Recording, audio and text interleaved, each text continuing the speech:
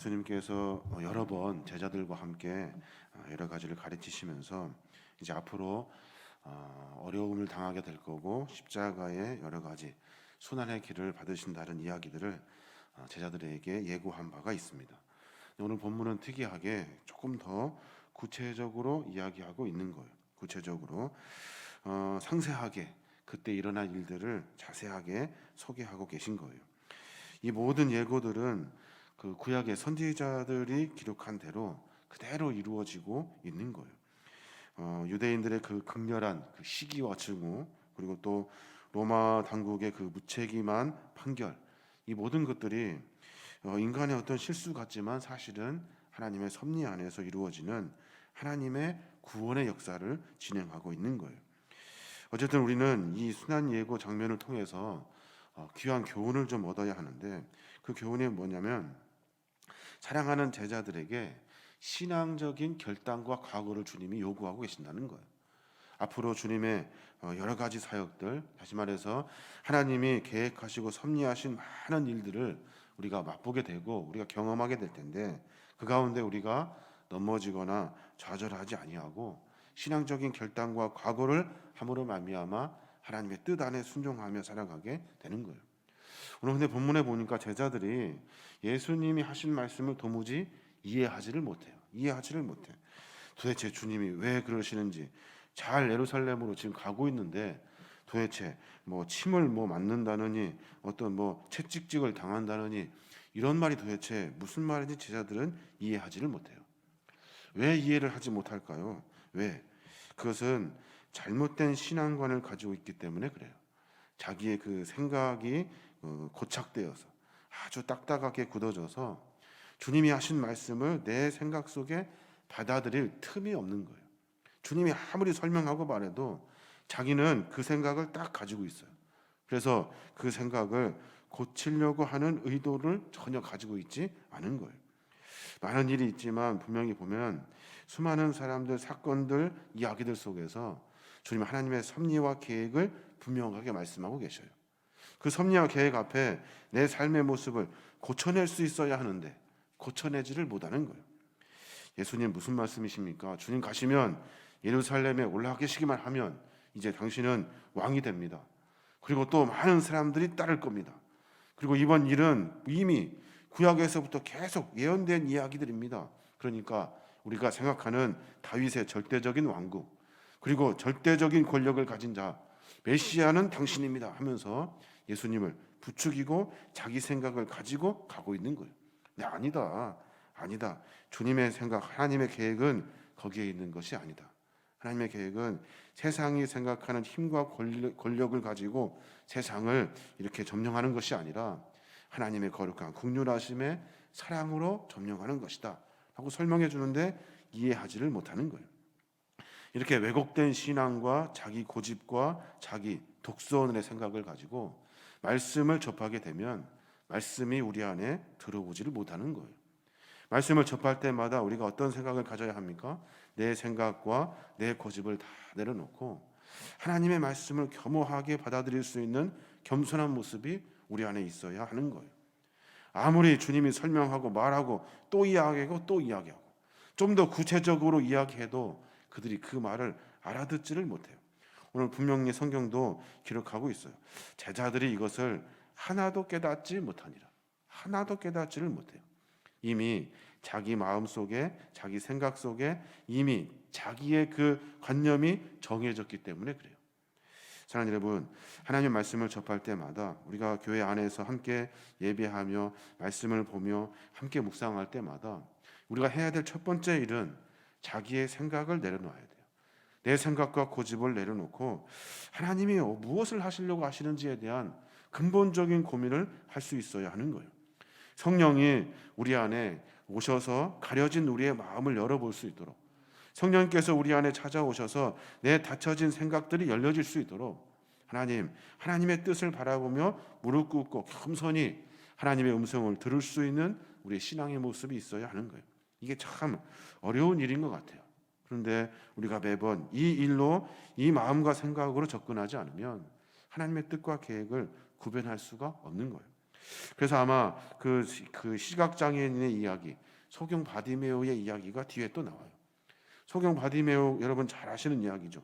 예수님께서 갈릴리 지방에서 예루살렘으로 올라가시려다가 우회해서 베레아 지방을 통해서 우회하여서 예루살렘으로 가시고 계셔요. 수많은 사람들이 함께 그 순례길을 같이 가고 있어요. 그때 갑자기 소경 한 사람이 이 일이 무슨 일인가 하고 귀 기울여요. 이게 무슨 일이지? 왜 이렇게 사람들이 갑자기 많아졌지? 하면서 물어보니 메시아 예수 그리스도에 대한 이야기를 그가 듣게 되는 거예요. 자기는 눈이 보이지 않아요. 자기는 눈이 보이지 않아요. 그래서 메시아가 오시면 이제 내가 나을 수 있겠구나 라는 생각을 가지고 자기의 신앙을 예수님에게 향하고 있는 거예요. 소경 바디모의 이 적극적인 행동으로 하여금 예수님의 긍휼하심의 은혜를 만나게 되는 거예요. 마치 육체적으로 질병이 있어서 소경이 된 바디메오의 이야기를 통해서 우리는 내 고집과 내 아집, 그래서 내 영적인 눈이 다 막혀버린, 어두워져 버린 우리의 모습을 조금 들여다보면 좋겠어요. 우리는 삶의 여정 가운데 늘 주님이 원하시는 것을 보지 않고 내가 보고 싶은 것만 보고, 주님이 뜻하시고 계획하시고 생각하신 것이 있음에도 불구하고 늘 우리의 생각을 앞설 때가 참 많아요. 그때마다 우리는 영적인 눈이 닫혀져 버린 거고 하나님의 계획과 뜻을 볼 수 없는 소경이 되는 거예요. 그때마다 어떻게 해야 됩니까? 우리가 매번 내 자신을 되돌아보고 끝까지 주님을 바라보고 주님께 간구하는 신앙의 모습이 있어야 하는 거예요. 소경 바디메오는 처음부터 끝까지 아주 메시아가 오신다는 이야기를 듣고 자기가 자기의 문제를 해결받으려고 예수님께 부르짖고 있어요. 38절에 보면 맹인이 외쳐 이르되 다윗의 자손 예수여 나를 불쌍히 여기소서. 야 시끄러 그만해 라고 말하니까 그가 더 크게 소리 질러 다윗의 자손 예수여 나를 불쌍히 여기소서 하는지라. 더 소리를 질러 내가 막혔던 내 눈, 어두워졌던 내 눈, 영적으로 닫혔던 내 마음, 예수 그리스도의 진리와 그 뜻을 알 수 있도록 내가 몸부림치며 소리 질러야 하는 거예요. 그게 우리의 모습이 되어야 하는 겁니다. 이 열심과 용기와 집념을 가지고 하루하루 신앙의 삶을 살아내는 거예요. 하나님 내가 무엇을 분별하지 못했습니까?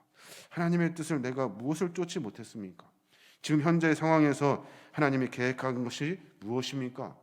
내가 보지 못한 것이 무엇입니까? 듣지 못한 것이 무엇입니까? 생각하지 못한 것이 무엇입니까? 매번 하나님께 매달리면서 간구해야 하는 거예요.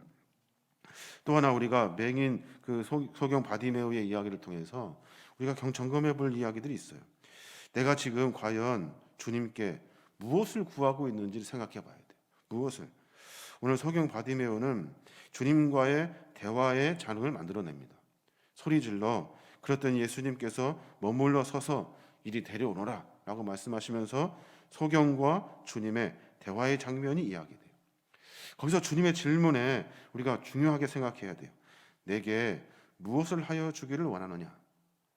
도대체 네가 원하는 것이 무엇이니? 라고 물어요. 주님 모르는 거 아닐 거예요. 소경이었고 많은 사람들이 다 소경인지 다 알아요. 소경의 가장 최고의 소원은 뭐예요? 눈을 뜨는 거잖아요. 근데 예수님께서는 다시 물어요. 내게 무엇을 하여 주기를 원하느냐? 그랬더니 소경이 하는 말이 보기를 원합니다 라고 말해요. 사랑하는 여러분, 보기를 원한다라는 말 정말로 간단하고 구체적이고 명확한 말이에요. 우리가 기도할 때마다 매번 기도합니다. 기도할 때마다 주님은 우리에게 다시 물으셔요. 네가 도대체 원하는 것이 무엇이니?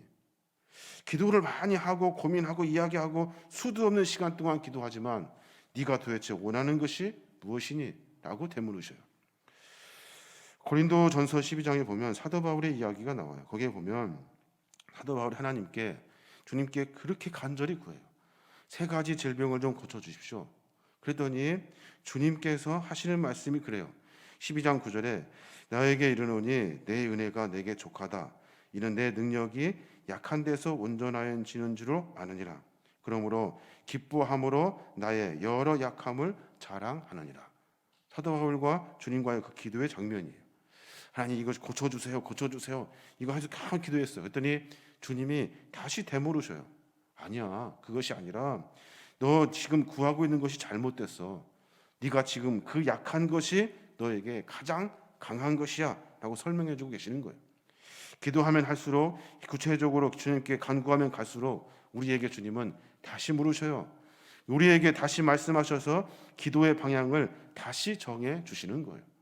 내가 잘못 구하는 것, 내가 모호하게 구하는 것, 이 모든 것들, 하나님의 뜻을 구하지 않고 다른 것을 구하는 것들이 있으면 주님이 그때 기도를 통해서 고쳐주시는 거예요. 기도에서 응답받기 전에, 하나님의 긍휼을 만나기 전에 우리에게 만나는 것은 기도를 고쳐주시는 하나님이에요. 내 기도가 잘못되었구나. 하나님 말씀하셔서 깨닫게 하시고 그것을 고쳐주셔요. 구체적으로 명확하게 기도할 때마다 주님은 다시 물으셔요. 도대체 내가 구하는 것이 무엇이냐라고 말씀하시면서 그 기도를 고쳐주시는 거예요. 그때 우리는 하나님의 그 긍휼하심의 은혜를 만나게 되는 거예요. 자, 여러분, 우리의 삶의 여정 가운데 주님은 수도 없이 우리에게 말씀하셔요. 많은 말씀을 우리가 듣고 우리가 살고 있잖아요. 그 가운데 우리가 그 말씀이 우리 안에 적용되지 아니고 그 말씀이 우리 안에 들어오지 않는 이유는 내 생각, 내 고집, 내가 하고 싶은 것들이 내 안에 가득하기 때문에 그래요. 좀 내려놓고 하나님의 말씀 앞에 겸손하게 내 삶의 모습을 고쳐낼 수 있어야 하는 거예요. 기도할 때마다 내 문제를 이야기하고 주님과 깊은 그 관계를 맺어 교제함으로 말미암아 내 욕심에 눈이 멀었던 것들을 하나님의 뜻에 맞춰가고 하나님이 나에게 기도할 때마다 고쳐주시는 그 기도의 제목들을 고쳐내서 우리의 삶의 모습이 하나님의 모습으로 나아가야 돼야 하는 거예요. 오늘 제자들에게 주님이 분명히 말씀하셔요.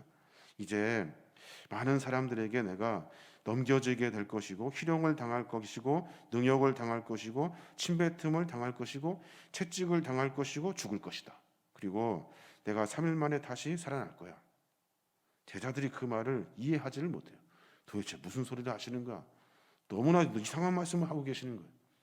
자기 생각과 고집이 꽉 차 있어서 주님의 그 말씀, 수도 없이 하신 말씀이 이해가 되지 않는 거예요. 오늘 하루 가운데 그런 신앙의 묵상이 좀 있었으면 좋겠습니다.